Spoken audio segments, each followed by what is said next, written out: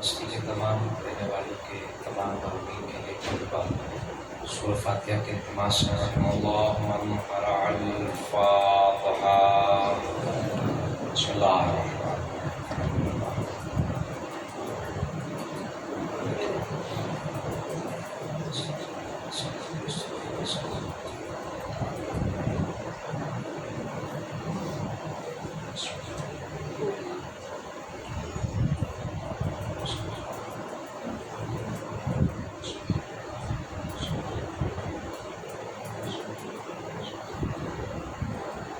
الرحمن الرحیم من الشیطان اللعین الرجیم بسم اللہ الرحمن الرحیم الحمدللہ الذی جعلنا من المتمسکین بولایت علی والصلاة والسلام علی اشرف الانبیاء والمرسلین خاتم النبیین رحمت للعالمین شفیع المذنبین سیدنا و مولانا ابوالقاسم محمد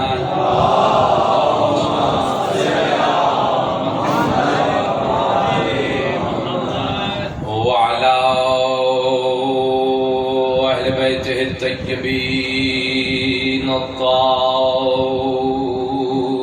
المعصومين المظلومين الذين أذهب الله عنهم الرجس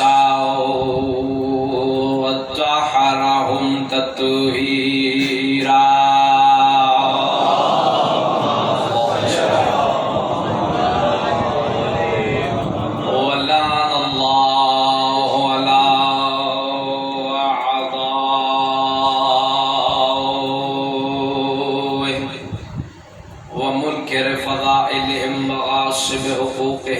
مجمعين من الآن إلى قيام يوم الدين أما بعد فقد قال الله تبارك وتعالى في محكم كتابه المجيد والفرقان الحميد وقوله الحق بسم الله الرحمن الرحيم قل لا يستوي الخبيث والطيب ولو أعجبك كثرة الخبيث فاتقوا الله يا أولي الألباب لعلكم تفلحون صلوات بھیجیے گا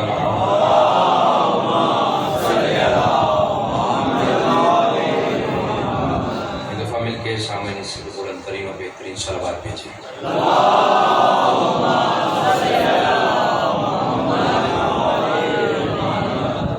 اس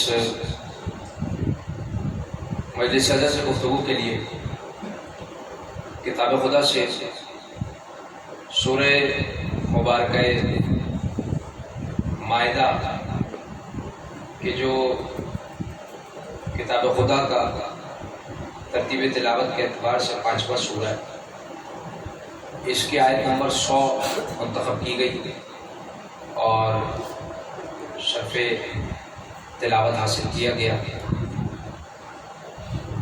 پروردگار عالم اس آیت مجیدہ میں ارشاد فرما رہا ہے قل اے نبی کہہ دیجئے لا یستوی الخبیث والطیب، اپنی امت سے یہ کہہ دیجئے کہ کبھی بھی نجاست اور طہارت برابر نہیں ہو سکتے، یہ دونوں کبھی برابر نہیں ہو سکتے، نجاست اور ہے طہارت اور ہے۔ اچھا یہ قرآن کی آیت ہے اور ایک عجیب اور منفرد مطلب ہے، ترجمہ محفوظ کیجئے گا۔ اللہ کہتا ہے وَلَوْ أَعْجَبَكَ كَثْرَةُ الْخَبِيثِ، توجہ فرمائیے گا قرآن کی آیت ہے، اللہ کہتے ہیں ہاں یہ سچ ہے، نجاست کی کثرت تمہیں اچھی لگے گی، ہاں یہ سچ ہے، نجاست جہاں کثرت میں ہوگی نا وہ اچھی لگے گی۔ فاتقوا اللہ، مگر اللہ سے ڈرو۔ توجہ فرمائی، بہت اہم مطلب ہے جو اس کی ابتدائی منزل میں آپ کے حوالے ہو رہا ہے۔ کہا کہ نجاست کی کثرت تمہیں اچھی لگے گی، فوراً بات کا فاتقوا اللہ، مگر اللہ سے ڈرو، اللہ سے ڈرو۔ یہ تکرار بے وجہ نہیں ہے، جملہ آپ کے حوالے ہو رہا ہے۔ اللہ سمجھا رہا ہے نجاست کتنی ہی کثیر کیوں نہ ہو کبھی اس کی طرف نہ جانا، چونکہ یہ کتنی ہی کثیر کیوں نہ ہو طہارت کا مقابلہ نہیں کر سکتی ہے، کبھی بھی طہارت کا مقابلہ نہیں کر سکتی۔ یا اولی الالباب لعلکم تفلحون، اے عقل والو، اے عقل والو شاید کہ تم فلاح پا جاؤ۔ کتنی ہی بڑی تعداد میں کیوں نہ ہو، یہ قرآن کا فیصلہ ہے نا، میں نے روایت تو نہیں پڑھی، نہ میں نے آپ کے سامنے اپنا ذاتی خیال پیش کیا ہے یا کسی مجتہد کسی عالم کا قول پیش کیا، یہ قرآن کی آیت ہے۔ اللہ کہہ رہے نجاست کتنی ہی بڑی تعداد میں کیوں نہ ہو وہ طہارت کا مقابلہ، جملہ کہہ دوں، کربلا کا مارکا شاہد ہے اس بات پر، کربلا کا مارکا شاہد ہے نا بھائی، یزید کے ساتھ اکثریت تھی، تاریخی حقیقت ہے نا بھائی۔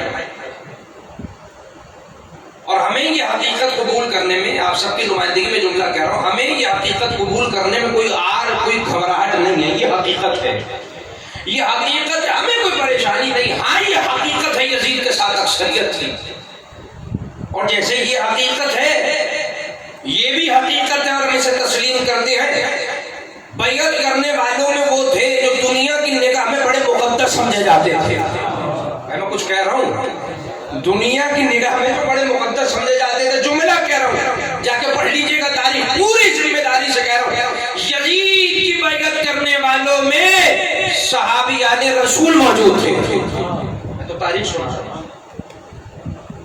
بیعت کرنے والوں میں اصحاب کی اولادیں موجود تھیں، بیعت کرنے والوں میں قاریان قرآن موجود تھے۔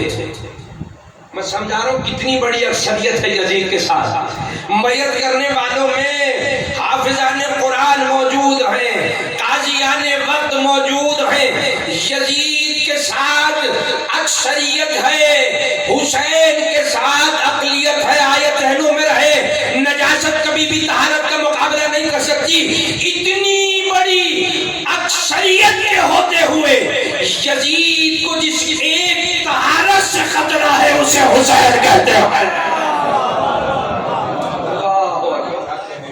اتنی بڑی اکثریت کے ہوتے ہوئے، سلامت رہیے، اتنی بڑی اکثریت کے ہوتے ہوئے، بھائی یہ تو بڑی عقلی سی بات ہے، جب تمہارے پاس میجورٹی آ گئی ہے، تمہارے پاس اکثریت آ گئی ہے، تو پھر کیا فرق پڑتا ہے حسین بیعت کرے نہ کرے؟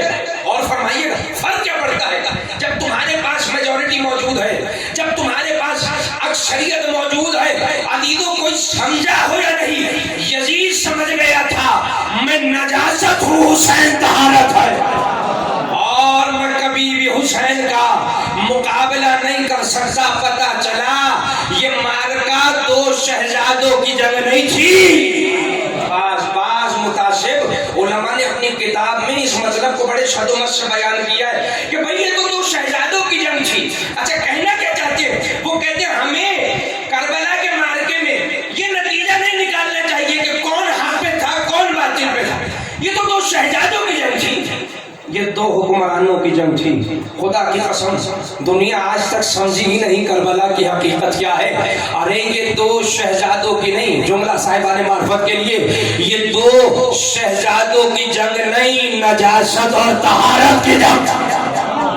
اور کسی نے کیا خوب کہا ہے، چار مصرے آپ کے حوالے ہو رہے ہیں، بات آگے بڑھ جائے گی۔ اللہ اکبر. علی والے ملنگوں کی عبادت اور ہوتی ہے، وہ اذانیں اور ہوتی ہے، اقامت اور ہوتی ہے. کہاں سادات کے دشمن، کہاں زہرا کے شہزادے. نجاست اور ہوتی ہے، طہارت اور. مل گئے.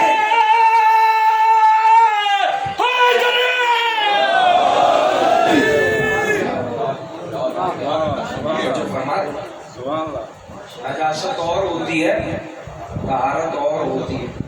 کربلا کا معرکہ تو شہزادوں کی جنگ نہیں، نجاست اور طہارت کی جنگ تھی. اچھا میرے پاس بہت زیادہ وقت نہیں، ایک اہم مطلب مجھے آپ کے حوالے کرنا، بس تیزی سے سنیے گا.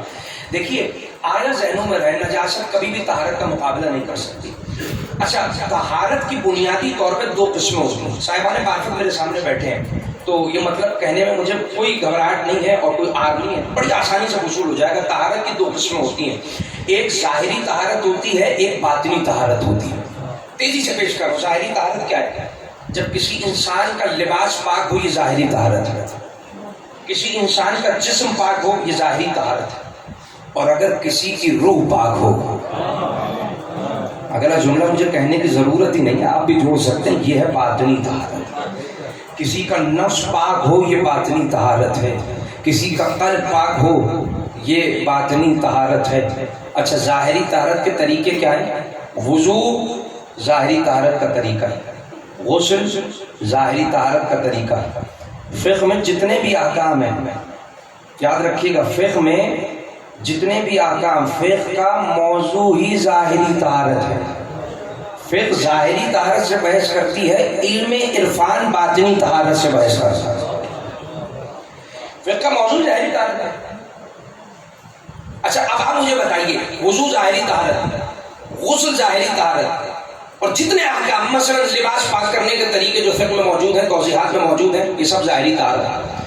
برتنوں کو پاک کرنے کے طریقے، یہ سب ظاہری طہارت سے تعلق رکھتے ہیں. اچھا میرے سامنے بڑا ذہین مجمع بیٹھا ہوا ہے، فقہ فہم افراد بیٹھے ہوئے ہیں. میں آپ سے سوال کرنا چاہتا ہوں اور واقعتا میں جواب چاہتا ہوں. مجھے یہ بتائیے، یہ جو وضو کا طریقہ ہے، یہ کس نے بتایا ہے؟ سب سے پہلے کس نے بتایا؟ کس نے بتایا؟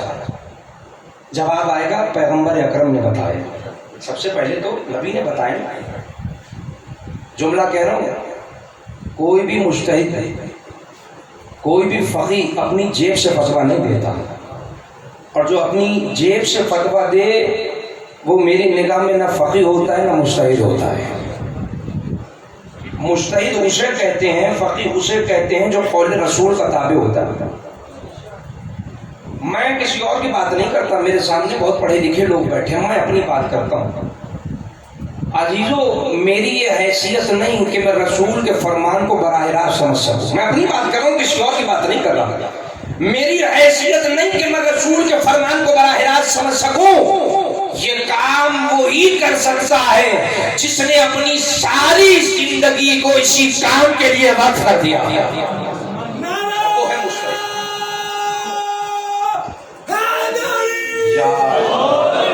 یہ کام مجتہد کرتا.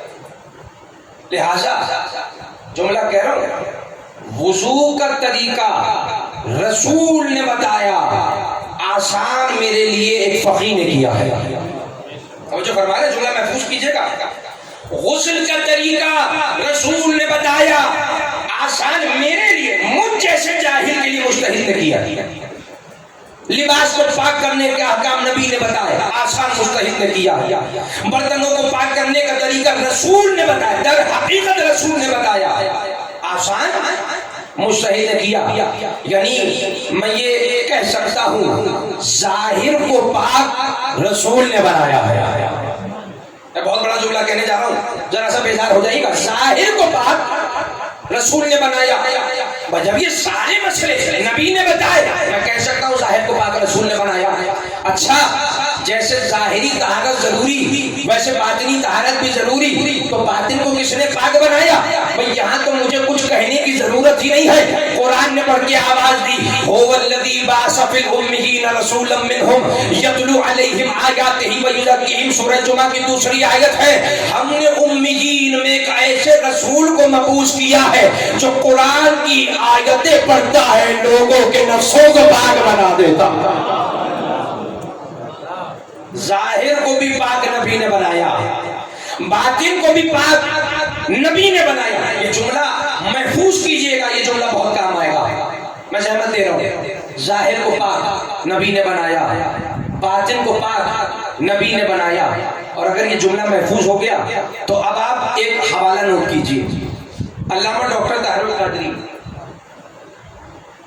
یہ صرف ملک پاکستان کا بڑا نام نہیں، عالم اسلام کا بہت بڑا نام ہے. کئی کتابیں لکھی ہیں، بہت بڑا نام ہے، واقعتاً بہت بڑا نام ہے. ان کی کتاب ہے جس کا نام ہے فلسفہ شہادت امام حسین. اس کتاب میں انہوں نے پورا باب باندھا اور یہ فرماتے ہیں، اچھا وہ جملہ ذہنوں سے نہ جائے، نبی اسے کہتے ہیں جس کا ظاہر بھی پاک ہو، جس کا، یہ جملہ بہت کام آئے گا کہ آپ دیکھیں گے کیسے. یہ کہتے ہیں اپنی اس کتاب میں، پیغمبر اکرم وہ ہیں کہ جو ختمی مرتبت ہے، اور ختمی مرتبت ہونے کا معنی یہ ہے کہ کائنات کا ہر مرتبہ محمد مصطفیٰ کے پاس ہے. اسی کو تو ختمی مرتبت کہتے ہیں، جس کے پاس ہر مرتبہ، ہر عہدہ. انہوں نے بڑا خوبصورت جملہ کہا، انہی کا جملہ سن لیجیے. وہ کہتے ہیں میرے نزدیک تو وہ مرتبہ ہی نہیں جو محمد مصطفیٰ کو نہ ملے. وہ مرتبہ ہی نہیں ہے. ہر مرتبہ نبی کے پاس، نبوت مرتبہ محمد کے پاس، رسالت مرتبہ محمد کے پاس، ولایت مرتبہ انما ولیکم اللہ رسولہ، رسول بھی ولی ہے، ولایت بھی مصطفیٰ کے پاس. امامت مرتبہ، امامت بھی محمد مصطفیٰ کے پاس ہے. بھائی جو اللہ قرآن میں کہہ رہا ہے انی جاعلک للناس اماما، ابراہیم ہم تمہیں امام بنا رہے ہیں، تو جو امامت ابراہیم کو ملے کیا وہ فخر ابراہیم مصطفیٰ کو نہیں ملے گی؟ ہر مرتبہ ملا.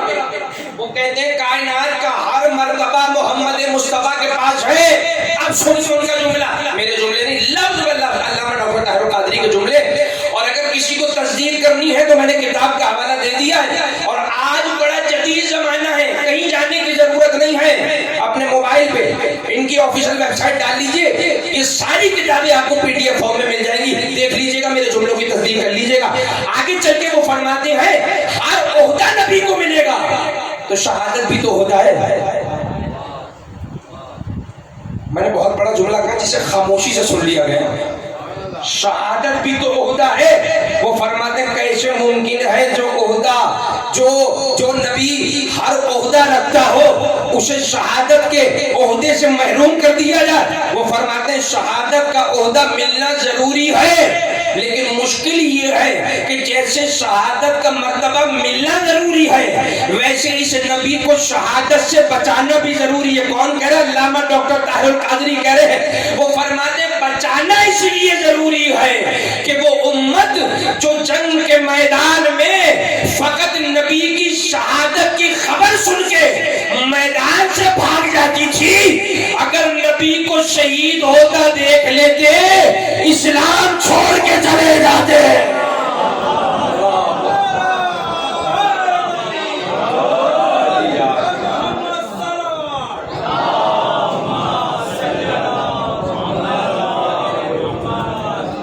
لیجیے گا جا کے میرے جملوں کی تصدیق، پوری ذمہ داری سے پڑھ رہا ہوں. وہ امت جو فقط شہادت کی خبر سن کے میدان سے بھاگ جاتی تھی، اگر اپنی نگاہوں سے نبی کو شہید ہوتا دیکھ لیتے یہ اسلام چھوڑ کے چلے جاتے، اسلام خطرے میں پڑ جاتا.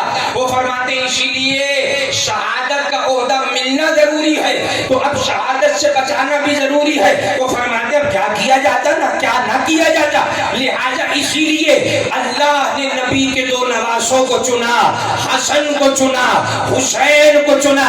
فرماتے شہادت کی دو قسمیں ہوتی ہے، ایک سری شہادت ہوتی ہے، ایک جہری شہادت ہوتی ہے. سری چھپی ہوئی، جہری ظاہر. چھپی ہوئی زہر کے ذریعے، ظاہری تلوار کے ذریعے. فرماتے اللہ نے اپنے نبی کو شہادت کا ایک نہیں دو مرتبے عطا کیے ہیں. سری شہادت حسن کے ذریعے، جہری شہادت حسین کے ذریعے، دونوں مرتبے. دونوں مرتبے دیا. اب یہ طرف مقابل کا نظریہ آپ کے سامنے پیش کرو. یہ مکتب تشیع کا نظریہ ہے. 2 عہدے دیے گئے, 2 عہدے دیے گئے. سری حسن کے ذریعے, جہدی امام حسین کے ذریعے. اب سنیے گا جملہ, یہ جملہ تھا جس کے لیے ساری تفصیل میں نے آپ کے سامنے پیش کی. آگے چل کے وہ اسی کتاب میں کہتے ہیں سوال یہ پیدا ہوتا ہے اس کام کے لیے انہی دونوں کو کیوں چنا گیا. علامہ ڈاکٹر طاہر القادری فرما رہے ہیں, اور یاد رکھیے گا یہ وہ مطلب نہیں ہے جو تاریخ اسلام میں پہلی مرتبہ علامہ ڈاکٹر طاہر القادری نے دریافت کیا, نہیں, بلکہ یہ وہ مطلب ہے کہ جسے مخالف کے قدماء بیان کر چکے ہیں. شاہ عبد العزیز محدث دہلوی نے تو اس موضوع پر پوری کتاب لکھی ہے جس کا نام ہے سر الشہادتین, صرف اشارہ کرم 2 شہادتوں کا راز. یہ حوالہ میں نے اس لیے پیش کیا کہ یہ آسانی سے میسر ہے, آپ اپنے موبائل پہ اس کی تصدیق کر سکتے ہیں, اسی لیے اس کا حوالہ تھا. وہ کہتے ہیں سوال یہ پیدا ہوتا ہے اس کام کے لیے یہی دونوں کیوں چنے گئے. سنیں گے ان کا جملہ. وہ کہتے ہیں کیا اس دور میں کوئی صحابی موجود نہیں تھا, کوئی صحابی نہیں تھا کہ جس کی شہادت کو نبی کی شہادت بنایا جاتا؟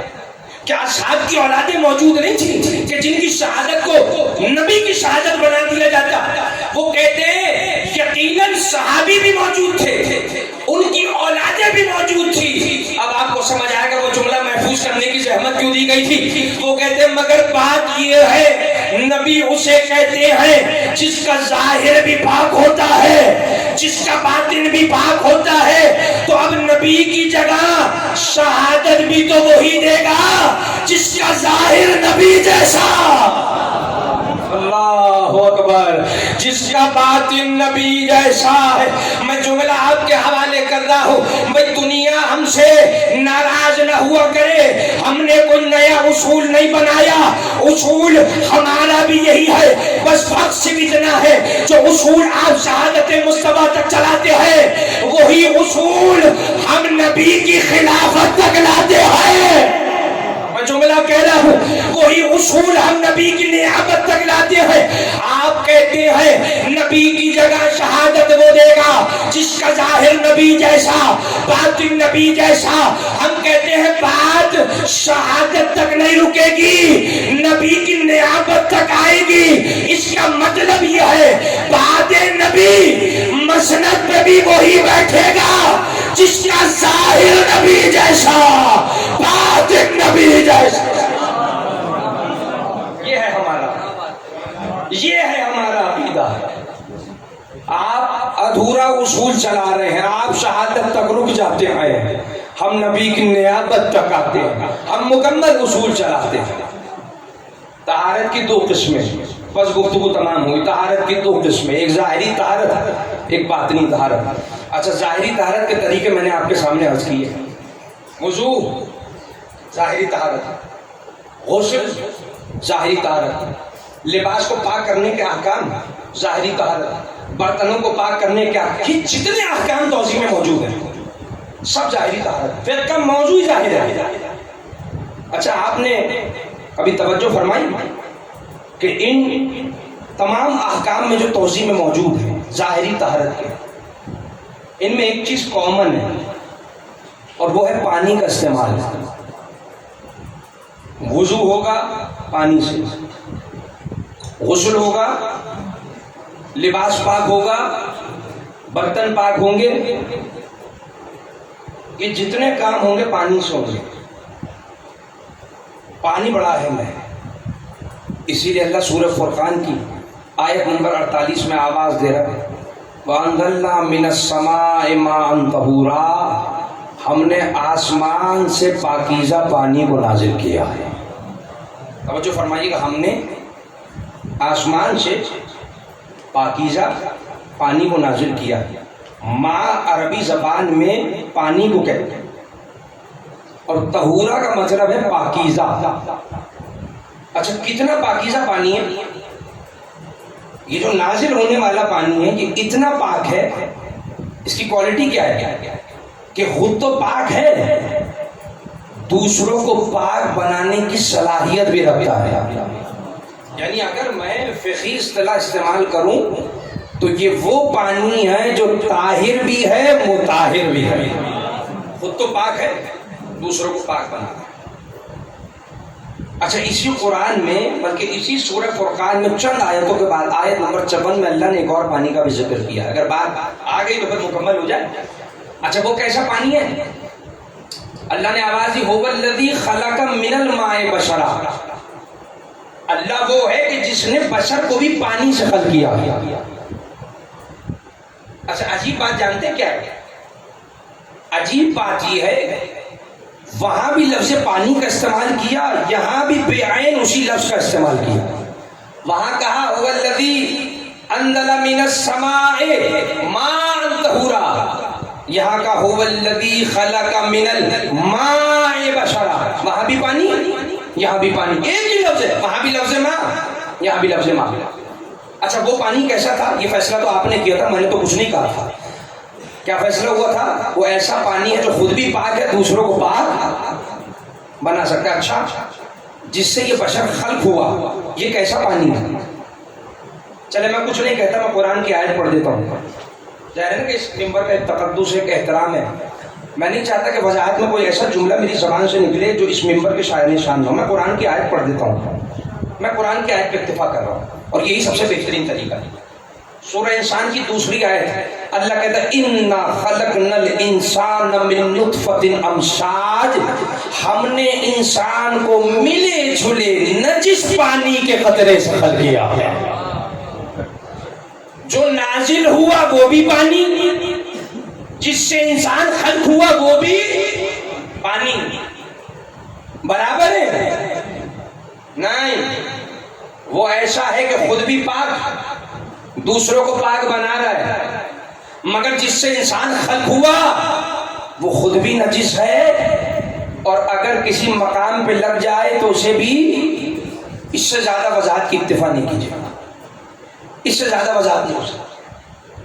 اچھا، لفظ ایک ہے، وہ بھی پانی یہ بھی پانی، وہاں بھی لفظ ماء یہاں بھی لفظ ماء، لفظ ایک ہے، میں کچھ کہنا چاہ رہا ہوں، لفظ ایک ہے مگر پانی برابر وہ پاک بنانے والا ہے، یہ طہارت کا محتاج ہے۔ لفظ ایک ہے، پانی برابر نہیں۔ اب جملہ آپ کے حوالے ہو رہا ہے، آپ کی مرضی جیسے چاہے سنیں۔ اب اگر اللہ سورہ فصلت کی 6 آیت میں یہ کہتا نظر آئے قل انما انا بشر مثلکم، حبیب ان سے کہہ دو میں تم جیسا بشر ہوں، خبردار محمد کو خود جیسا نہ سمجھنا، یہاں بھی لفظ ایک ہے، بشر برابر نہیں۔ جملہ کہہ رہا ہوں، وہ پانی اور ہے، یہ پانی اور ہے، وہ بشر اور ہے، یہ بشر اور ہے۔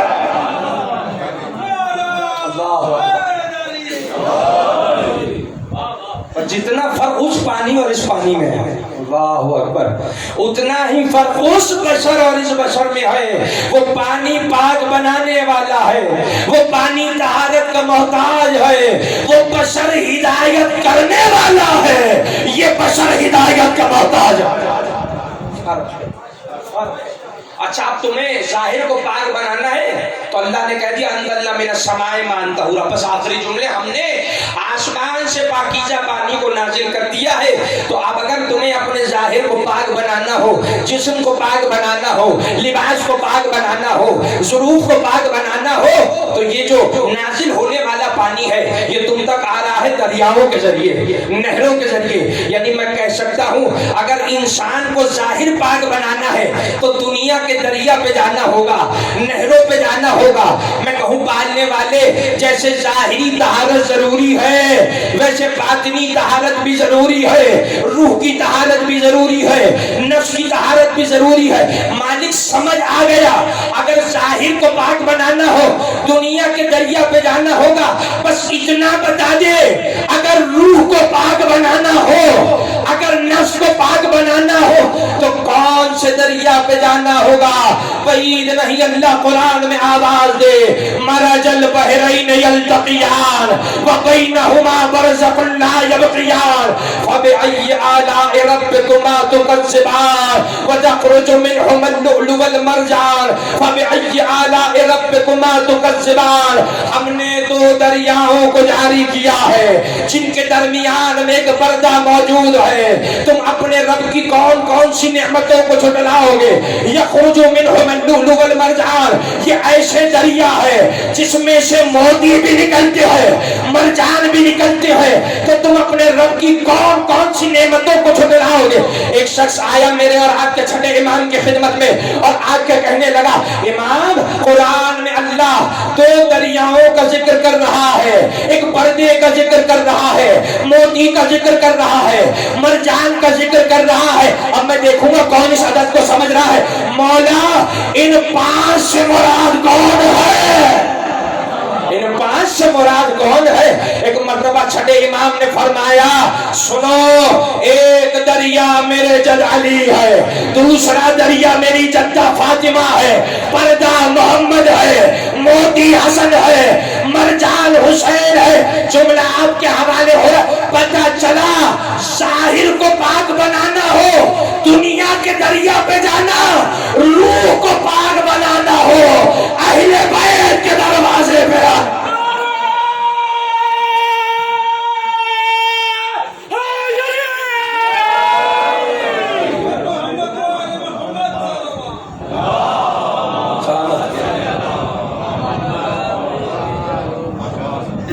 ظاہر کو پاک بنانا ہو، آپ سلامت رہیے. ظاہر کو پاک بنانا ہو دنیا کے دریا پہ جانا، اور نفس کو پاک بنانا ہو، قلب کو پاک بنانا ہو، روح کو پاک بنانا ہو اہل بیت کے دروازے پہ آنا. یہ وہ گھرانہ ہے جو تمہارے نفس کی طہارت کرے گا، یہ تمہاری روح کو پاکیزہ بنائے گا. کتنے افسوس کی بات ہے جو گھرانہ کائنات کے باطن کو پاک بنا رہا ہے، باطن بھی نہیں ظاہر بھی. جملہ تو میں کہہ چکا نا، ظاہری طہارت کا طریقہ بھی معصوم نے بتایا ہے. معصوم نہ بتاتے وضو کا طریقہ کیا ہے قیامت تک کسی انسان کو نہ پتہ چلتا. معصوم نہ بتاتا غسل کا طریقہ کیا ہے قیامت تک کسی کو نہ پتہ چلتا. افسوس کی بات ہے جو تمہارے ظاہر اور باطن کو پاک بنا رہے ہیں. تم نے اس گھرانے کو کربلا میں خون سے نہلایا، تم نے اس گھرانے کو مصائب کے نہ ختم ہونے والے سلسلے کو مبتلا کر دیا. کربلا شاہد ہے نا اس بات پر. امام حسین کے سامنے ایک مصیبت تھی، 2-4 مصیبتیں تھیں. قدم قدم پر حسین مصیبتوں کا سامنا کر رہے ہیں. قدم قدم پر امام حسین کے سامنے مصائب کا لامحدود سمندر ہے. مگر سلام ہے حسین کی استقامت کو، اصحاب حسین اولاد حسین کی استقامت کو، جو ہر مصیبت کا سامنا بڑی دلیری سے کرتے رہے، صبر سے کرتے رہے. حسین کا صبر یہ معمولی بات ہے. حسین کا صبر یہ میں نہیں کہہ رہا، یہ وہ چیز ہے جس کا اعتراف دشمن نے کیا. یزید کے لشکر کا نام نگار حمید ابن مسلم. چاہنے والے کا کہنا اور بات ہے، دشمن کا کہنا اور بات ہے. حمید ابن مسلم کا جملہ ہے، وہ کہتا ہے ما رأیت قط اربط جاشم من الحسین. وہ کہتا ہے خدا کی قسم میں نے اپنی پوری زندگی میں حسین سے زیادہ صبر والا نہیں دیکھا ہے. جب پوچھا گیا اے حمید تم نے ایسا کیا دیکھا؟ کہ میں نے دیکھا صبح سے شام ہو گئی حسین لاشوں پہ لاشوں اٹھاتا رہا، مگر کوئی ایسی منزل نہیں تھی کہ جہاں حسین ہمت ہار گیا، جہاں حسین کا صبر جواب دے گیا ہو. حمید کہتا ہے، یہ حمید کا جملہ ہے، وہ کہتے میں حیران تھا حسین کا صبر دیکھ کر، جب بھی حسین کو لاشا اٹھاتے تھے حسین کی ہمت اور بھی جوان ہو جاتی تھی، حسین کے چہرے کی چمک بڑھ جاتی تھی۔ انسان کی فطرت ہے نا، جب وہ اپنی منزل سے قریب ہوتا ہے اس کا حوصلہ بڑھ جاتا ہے، اس کی ہمت میں اضافہ ہو جاتا ہے، استقامت میں اضافہ ہو جاتا ہے۔ کربلا میں جیسے جیسے وقت گزر رہا ہے حسین کو اپنی منزل قریب آتی نظر آ رہی ہے، مگر یہی حمید ایک جملہ کہتا ہے، وہ کہتا ہے ہاں ایک منزل تھی جہاں مجھے لگا تھا حسین ہمت ہار جائے گا۔ جب پوچھا گیا حمید یہ کون سی منزل تھی جو کسی منزل پہ حوصلہ نہیں ہارا، تو کہہ رہا ایک ایسی منزل تھی جہاں تجھے لگا کہ حسین ہمت ہار جائیں گے۔ کہاں یہ وہ منزل تھی جب بوڑھا باپ جوان بیٹے کے لاشے پہ آئے۔ حمید کہتے ہیں جب حسین اکبر کے لاشے پہ آئے مجھے لگا تھا حسین ہمت ہار جائیں گے، لیکن ایک مرتبہ بیٹے کا لاشا اٹھا کے خیموں کی طرف چلے، چند قدم چلے تھے لاشے کو زمین پہ رکھا اور رو کے کہا یا بنی علی الدنیا عبادک الافا، اے میرے لال تیرے بعد دنیا کی زندگی پہ خاک ہے۔ مگر میں غلط تھا، حمید کہتے ہیں میں غلط تھا، حسین ہمت نہیں ہارے، حسین کا حوصلہ وہاں بھی جوان تھا۔ بس حسین یہ کہتے جاتے تھے پالنے والے گواہ رہنا میں نے تیرے دین کے لیے اپنا اکبر بھی قربان کر دی۔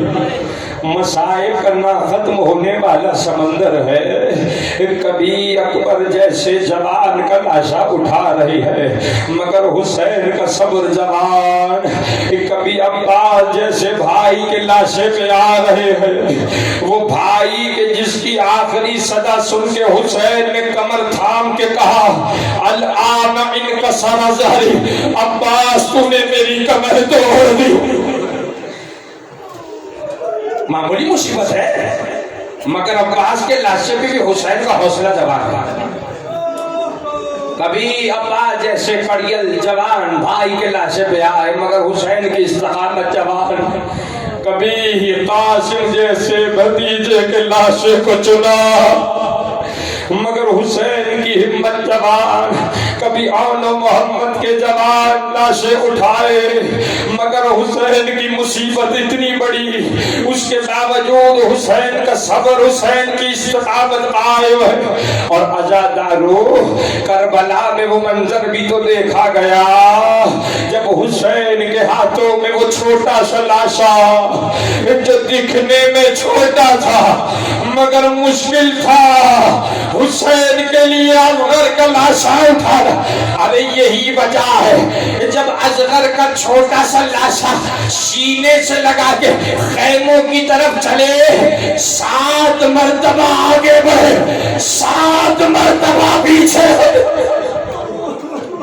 بڑا مشکل ہے حسین کے لیے اصغر کا لاشا اٹھانا۔ اتنے لاشیں اٹھائے ایک ایسی منزل آ گئی کہ جب کوئی مددگار باقی نہیں ہے، سب سے پہلے بیٹے سجاد کے خیمے میں آئے۔ اور روایت کا عجیب جملہ ہے، مقتل کا بڑا سو جملہ ہے آپ کے سامنے پیش کر رہا ہوں۔ جیسے ہی مولا سجاد ایک چٹائی پہ لیٹے ہوئے، سرانے جناب زینب بیٹھی ہوئی ہے، دیکھا کہ در خیمہ سے کوئی داخل ہو رہا ہے، یہ امام حسین تھے، فوراً اشارہ کر کے کہا پھوپھی اماں یہ کون آ رہا ہے؟ خدا کی قسم یہ جملہ رونے کے لیے کافی تھی۔ بیٹا کہہ رہے پھوپھی اماں یہ کون آ رہا؟ آزادارو بیٹا باپ کو پہچان نہیں پا رہا۔ ارباب مقاتل کہتے ہیں سجاد نے اس لیے نہ پہچانا ہوگا کیونکہ حسین کے چہرے پہ اصغر کا خون لگا ہوا تھا۔ زینب نے تڑپ کے کہا بیٹا کیا پہچانا نہیں؟ ارے یہ تیرا بابا حسین ہے۔ اب جو بابا کی حالت دیکھی تڑپ کے کہا این این عمی العباس، این این اخی علی۔ بابا چچا عباس کہاں ہے؟ علی اکبر کہاں ہے؟ قاسم کہاں ہے؟ بابا اب تنہا تو نہیں آتے تھے، آج تنہا کیسے آ رہے ہیں؟ ارے اس سے پہلے سجاد کوئی اور سوال کرتے۔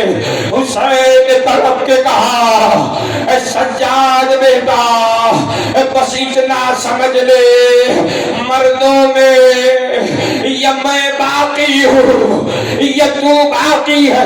अजादारों ये जुमला सुनना था। रिवायत कहती है सज्जाद ने पुकार के कहा फूफी अम्मा मुझे आसा दीजिए, मुझे तलवार दीजिए, अरे मैं जिहाद करूंगा। अब मैं भी अपनी जान बाबा के कदमों पे निछावर करूंगा। बस अजादारो सज्जाद का ये कहना था। एक मर्तबा हुसैन तड़प के बोले सज्जाद रुक जा, अरे तुझ में ये जिहाद साकित है, तेरी आजमाइश तो इससे भी ज्यादा सख्त है। मौला सज्जाद कहने लगे बाबा क्या इससे भी सख्त कुछ हो सकता है, क्या इससे भी बड़ी कोई आजमाइश हो सकती है।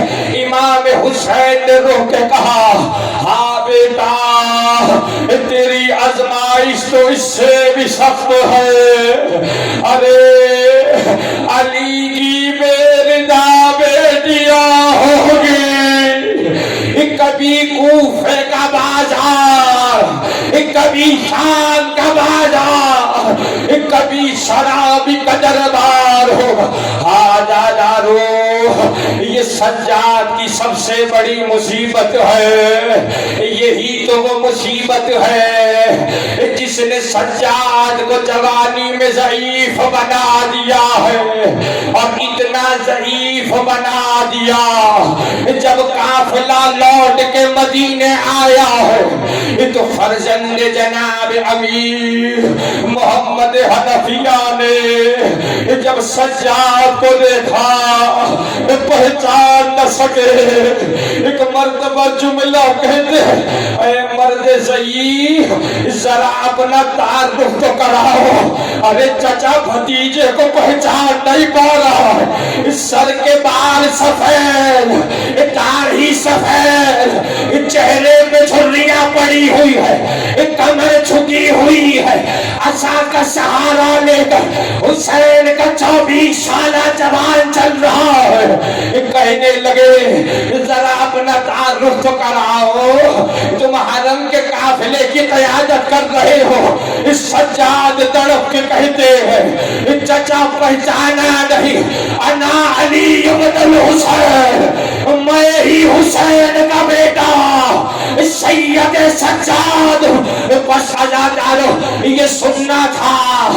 तड़प के बोले सज्जाद ऐसा क्या हुआ, तुम जवानी में बूढ़े नजर आ रहे हो। रो के कहते हैं अच्छा अच्छा अच्छा चचा मुझे शाम की मुसीबत ने बूढ़ा बना दिया। हाँ सज्जाद ऐसा क्या हुआ शाम में जो तुम 24 बरस के सिन में ज़ईफ नजर आ रहे हो। ऐसा क्या हुआ जो सर के बाल सफेद, दाढ़ी सफेद।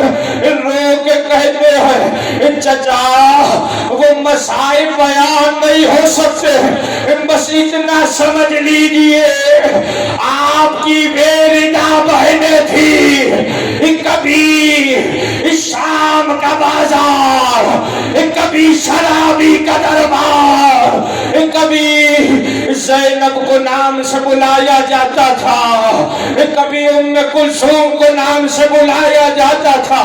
चचा एक ऐसी मंजिल भी आई जब सकीना को कनीजी में मांगा गया। रिवायत कहती है इतना सुनना था मोहम्मद हनफिया खच खा के जमीन पे गिरे। सज्जाद ने बढ़ के सहारा दिया और एक जुमला कहा बस मसाइब तमाम हुए। चचा आपने फकत सुना, आपसे बर्दाश्त न हुआ। अरे मैंने तो अपनी निगाहों से देखा, कभी शाम का बाजार, शराबी का दरबार, कभी ज़ैनब को बुलाया जाता, कभी उम्मे कुलसूम का नाम। चचा मैं तो देख रहा था سکینہ کنیزی میں دے. چچا سوچئے میں نے کیسے برداشت کیا, میں نے کیسے صبر کیا. لعنت اللہ علی قوم الظالمین. وسيعلم الذين ظلموا أي منقلب ينقلبون.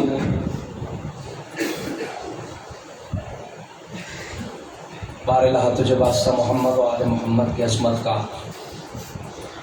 اس ذکر کی عظمت کا, اس فرش ازا کی عظمت کا, اس فرش پہ موجود ان عزاداروں کی عظمت کا, ان کی آنکھوں سے نکلنے والے آنسوؤں کی عظمت کا, پالنے والے تمام حاضرین مجلس کی حاجات شرعیہ کو اپنی بارگاہ میں مستجاب فرما. جو پریشان حال ہیں ان کی پریشانیوں کو دور فرما. ہم سب کے رزق و روزی میں برکت عطا فرما. ہمارے علم میں, عمل میں, معرفت میں اضافہ فرما.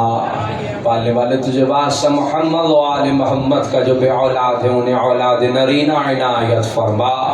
جو بے روزگار ہیں انہیں حلال روزی کمانے کے مواقع و توفیق عنایت فرما. ہم سب کے مرحومین کی مغفرت فرما. مقامات مقدسہ کی حفاظت فرما. عزاداری کی حفاظت فرما.